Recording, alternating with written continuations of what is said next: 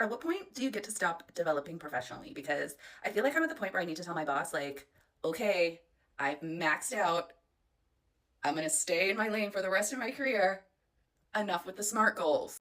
I once got into it with my boss because she told me that I wasn't allowed to give far exceeds expectations to a couple of employees who had far exceeded expectations because they, in her words, had not far exceeded expectations. These were a couple of employees who had between 2 and 4 absences across 3 and 4 years, respectively. These were employees who had 99.9% CSAT scores with no months missed. Their averages were 99.9 with 0 months missed across 2 and 3 years, respectively. Basically, every single one of their KPIs, their performance metrics, hit that level of success. And not only did they do that for 1 year, they did it for multiple years over and over and over again.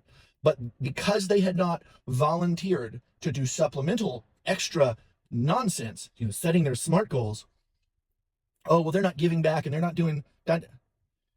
These couple of employees were the foundations of what it was to be successful in our group.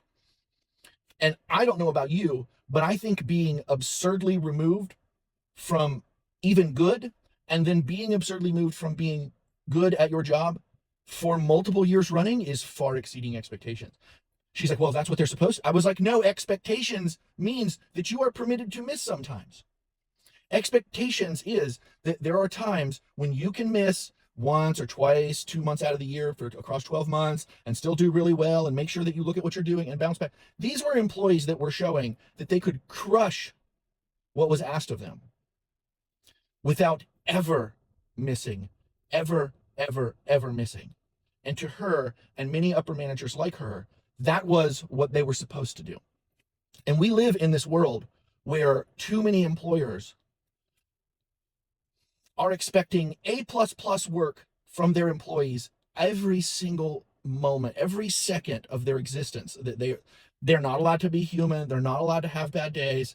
They're never, ever supposed to get sick. They're never supposed to have a personal emergency. And every single employee is somehow supposed to be obscenely beyond excellent at their job. And if you are in a position of power where you can fight back and have conversations, real conversations about this, you need to be loud. Because I fought for those employees and I was able to get them their ratings because I made the argument that no employee in the history of the company had ever done what they had done by meeting those standards at that level across that many years in a row. That should absolutely be seen as far exceeding expectations. And the way that too many people will just look at that and dismiss that as, well, that's what they're supposed to do, is objectively bullshit.